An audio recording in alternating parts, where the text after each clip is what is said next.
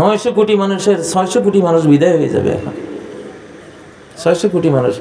লা ইয়াখরুজুল মাহদি হাত্তা ইউকতালা সুলুস ওয়া ইয়ামুতা সুলুস ওয়া ইয়াবকা সুলুস। ইমাম মাহদি যদি 4-5 বছরের মধ্যে আসতে পারেন, দেরি হতে পারে আল্লাহু আলাম, কিন্তু সবে বেশি দেরি নেই। যদি আসেন তার আগে কি হবে?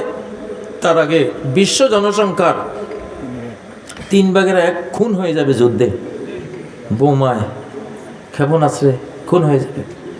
আর 1 ভাগ মরে যাবে দুর্ভিক্ষ আসলে, মড়ক লাগিয়া সব মইরা সাপ, মহামারীতে মইরা সাপ হবে। তাহলে 300 কোটি গেল যুদ্ধে, বাকি 300 কোটি গেল মহামারী, দুর্ভিক্ষ ইত্যাদিতে। থাকলো কত? 300 কোটি। এই 300 কোটি লই ইমাম মাহদি দুনিয়া চালাবেন।